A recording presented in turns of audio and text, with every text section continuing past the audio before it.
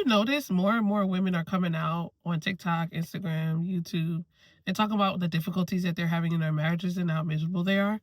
Like, I really want to have this conversation. Personal opinion, to even begin with why women are miserable now in their marriages than we would like to admit, is that we need to start putting our phones down. Social media is going to give you a false idea of any type of life that you're living. Social media can give you a false idea of what marriage is. Social media can give you a false idea of what being a mom is, being a parent. Social media can give you a false idea of any narrative or any title that you hold. Because at the end of the day, people only post good things. People only post happy things. People only post what they want you to see. Social media is fake. I'll tell you this now. Social media is fake. So now that we have these phones where we're getting on TikTok, we're getting on Instagram, we're getting on Facebook, we're getting on YouTube, and people are posting what they want you to see, you're comparing what you're seeing on that phone to that man you got at home. You're comparing to what you see on that phone to the woman you got at home. So with the social media, it's the comparison as well. You're comparing that picture perfect couple that you see on TikTok that you love to watch, that does pranks, that do sweet, nice things to each other, and you're comparing it to your relationship. Now, I'm not talking about relationships where you guys endure any type of abuse, manipulation, narcissism. I'm not talking about that. I'm talking about wives who come on these platforms and cry about their husbands, and they'll start the video saying, oh, my husband is great, or we don't really have any issues, but I just don't want to be married, or I'm just miserable, or he may not be for me. Another question that I like to ask too for women who are going through these things is, why did you get married in the first place? What does marriage mean to you? Because I find a lot of the times, especially when it comes to the space of marriage was technically a Christian thing, right? Where God ordained husband and wife to come together, a woman and a man to come together in holy matrimony and make a covenant with each other. Now, the world has adapted this idea of marriage, and now anyone who wants to get married could get married, which is fine. But my thing, what was the purpose of you getting married in the first place? And in asking your question, what was the purpose of you getting married, you'll find yourself thinking about the person that you're marrying, not even the person you were supposed to marry in the first place. And what standard did you uphold this person? What list of things did you uphold this person for you to say, you know what, he is my husband? Did you consult God regarding that man, regarding that woman? Did you go before the Lord and say, God, did you choose this man for me? Did you choose this woman for me? A lot of the time we're making decisions out of emotions. We're not logically thinking about the person we're marrying. So when we get into these marriages, we're getting into these marriages with narcissists. We're getting into marriages with people who abuse us. We're getting into marriages for all the wrong reason. Why did you get married in the first place? Who is the person that you married? Another thing, the person that you married in year 1 is not going to be the person you marry in year 5. It's not going to be the person you marry in year 10. We have to understand that marriage is a dance. Marriage is learning a new dance. It's not going to be the same dance the whole time that you guys are together. So for the women that, and this is a judgment-free zone, but these are just conversations that I would like for women who are coming on these platforms and saying that they're miserable. These are conversations that I would like for them to have. These are conversations that I think as women we would need to have, because I've been there as well.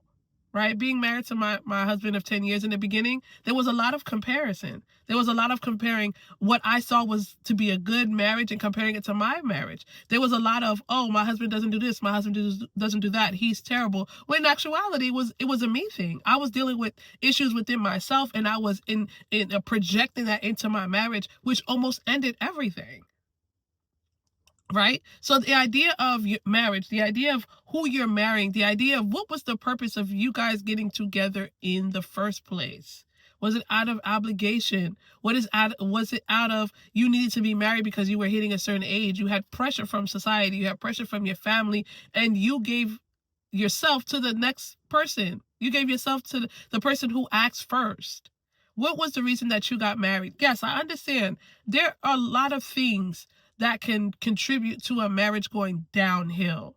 A woman feeling unseen, a woman not being heard, a woman being abused, a woman going through burnout. All these things can affect you wanting an out of your marriage. Now, if you come into a platform and you say that your husband is great, he's all these things, then it's not a him problem, it's a you problem.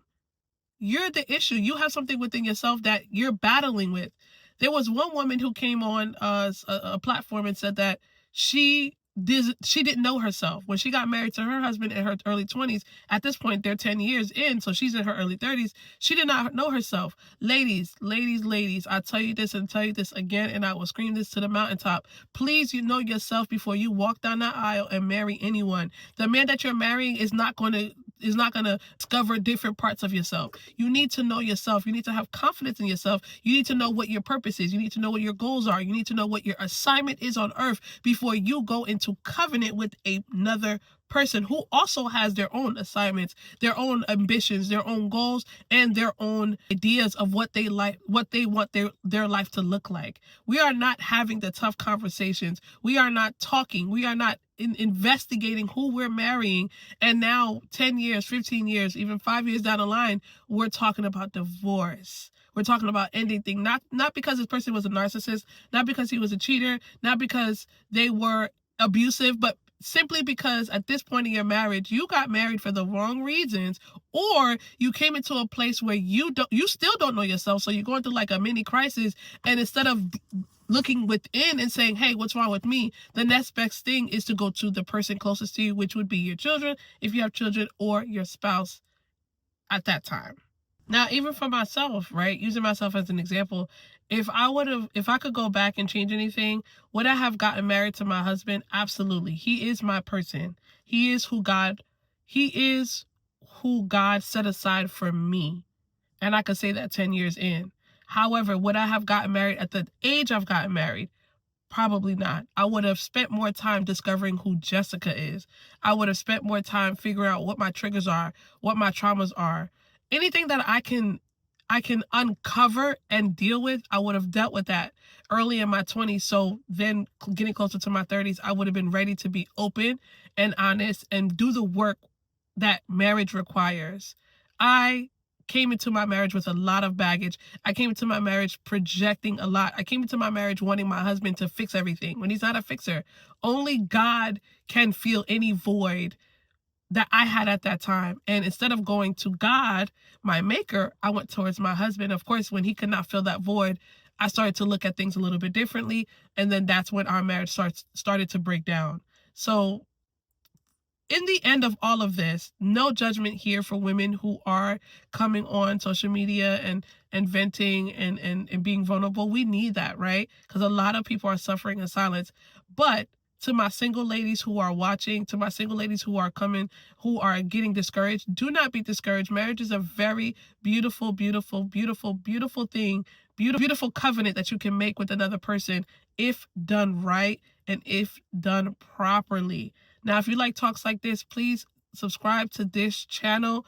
Comment your opinions. Comment down below your struggles in marriage. Are you married? Are you discouraged about getting married? If you're single, comment down below. Let's have a conversation about this. And like this channel, like this video, and please subscribe because we'll be having more conversations like this. Have a good one. See you in the next video.